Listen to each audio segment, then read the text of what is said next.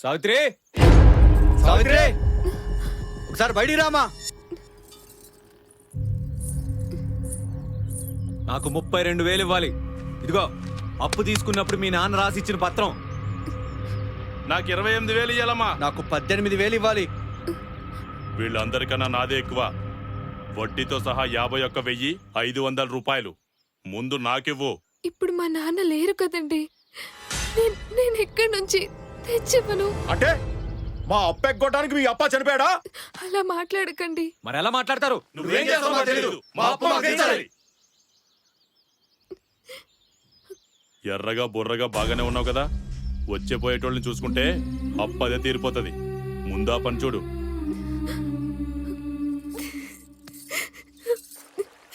నేనేం చేయను, అంతా చీకటి. ఎటు చూసినా ఏ దారి కనిపించలేదు. అందుకే ఈ దారి ఎన్నుకున్నాను. చీకట పడ్డ ప్రతి రాత్రి అమావాస్య అవదు. అప్పుడప్పుడు చంద్రుడు కూడా వస్తాడు. నువ్వేం భయపడకు.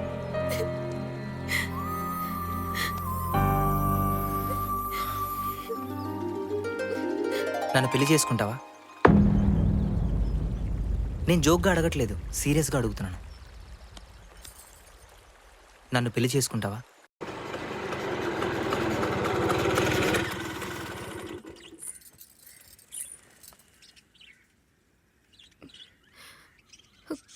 భయపడకు. పట్టుకున్న ఈ చెయ్యి ఊపిరిపోయే వరకు వదలను. రా.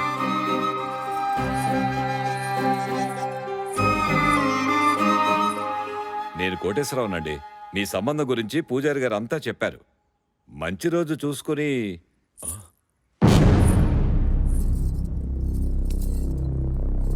మేమే వస్తామండి.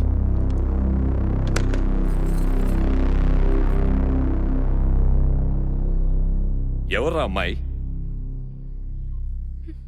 నాన్న, ఈ అమ్మాయి పేరు సావిత్రి. నేను పెళ్లి చేసుకుందాం అనుకుంటున్నా. బుర్రా బుద్ధి పనిచేస్తుందా నీకు? ఏం మాట్లాడుతున్నావురా? నేను ఆల్రెడీ మాట ఇచ్చేసాను నాన్న, పెళ్లి చేసుకుంటానని. నీకు ఆ అమ్మాయి కావాలా, మేం కావాలా? అదేంటండి అలా మాట్లాడుతున్నారు? నువ్వు నోర్మై, నీకేం తెలీదు.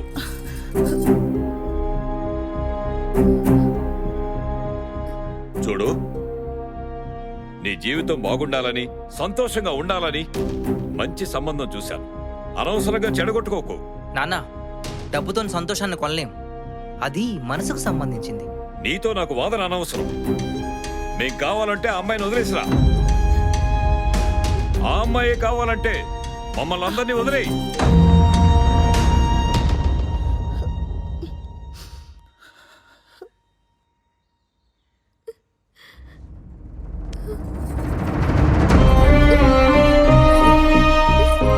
పెదబాబు, ఏమండి నిజంగానే వెళ్ళిపోతున్నాడండి. మనల్ని కాదని వెళ్ళేవాడు మనకు అవసరం లేదు. పోనీ. అయ్యో పెదబాబు.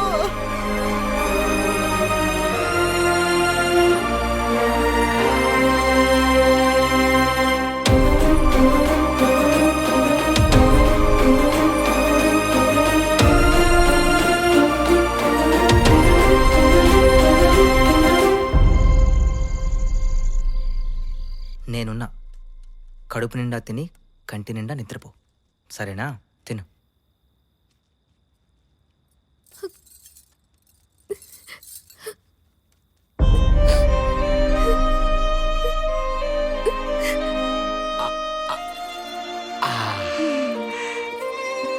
ఇంకొకటి నానమద్దు. చాలు నాన్న. నానమద్దు తినవా? నా బంగారు తల్లి. ఏమైంది? ఎందుకు ఏడుస్తున్నావు? మా నాన్న గుర్తొచ్చారు. నాలో మీ నాన్న ప్రేమ కనిపిస్తుందంటే మన జంటని ఎప్పుడూ ఎవ్వరూ ఎన్నటికీ విడదీయలేరు. కానీ నా వల్ల మీ అమ్మా నాన్నలను వదులుకోవడం నాకిష్టం లేదు. వదులుకుంటే విడిపోవడానికి వాళ్ళు నా స్నేహితులు కాదు, నన్ను కన్న తల్లిదండ్రులు. ఏదో కొంతకాలం దూరం ఉంటారంతే. సమయం సందర్భం వచ్చినప్పుడు వాళ్ళే కలిసిపోతారు. నువ్వు దాని గురించి ఏం భయపడద్దు. నువ్వు ఫస్ట్ తిను. పొద్దునుండి ఏం తినలేదు. కొంచెం అమ్మా తిను. అది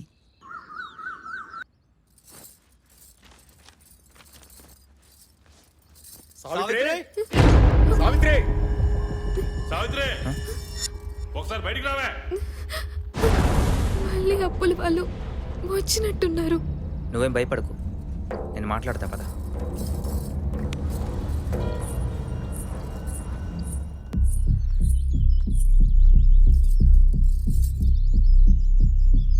నువ్వెవరు? సావిత్రి కాబోయే భర్తని. కాబోయే, ఇప్పుడైతే కాదు కదా. రే ఏం మాట్లాడుతున్నావురా? మన పక్కూరు జమీందార్ గారు అబ్బాయి సత్యమూర్తి. అయితే ఇంకేం, మన అప్పు తీర్చినట్టే ఇక. మన అప్పు తీర్చడానికి పక్కూరు జమీందారు గారి అబ్బాయిని ఉంచుకుందన్నమాట. రేయ్ రేయ్, నేను జమీందార్ గారి అబ్బాయిలా చెప్పడం లేదు, సావిత్రి భర్తలా చెప్తున్నాను. ఇంకో 6 నెలల్లో అదే భూమిలో పంట పండించి మీ అందరు అప్పులు తీరుస్తాను. అప్పటి వరకు మీరు ఎవ్వరు ఇంటి ముందు కనపడతాం. అర్థమైందా? పో! పోరా! చెత్త కొడుకు. రే ఏంద్రా చూస్తున్నావు? పో!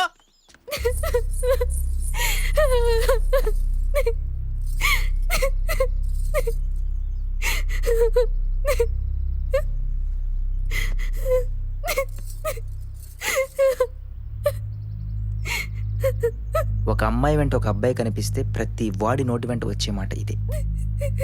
ఈరోజు ఈడు, రేపు ఇంకొకడు, ఎల్లుండి ఊరంతా. వాళ్ళందరు నోర్లు మూయించాలంటే మన ఇద్దరం పెళ్లి చేసుకోవాలి.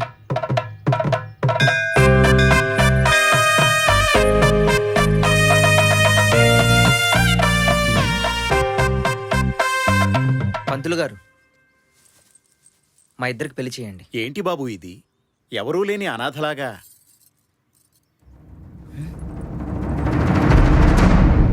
మీ నాన్నగారు నాకు అన్ని విషయాలు చెప్పారు బాబు.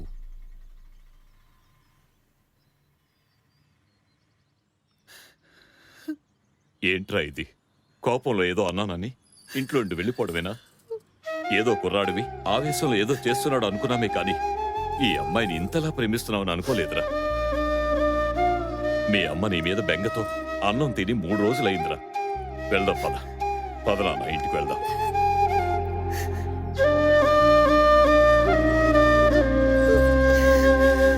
అమ్మా, నన్ను క్షమించమ్మా.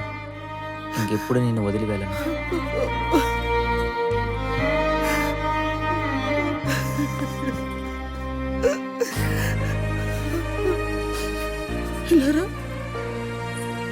సారీ నాన్న, తప్పైపోయింది. ఈ రోజు నుంచి నువ్వు అనాథవి కాదమ్మా.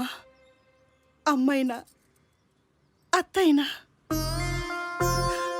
అన్నీ నేనే. ఓ మాంగళ్యం తంతునా నేనా మమ జీవన హేతునా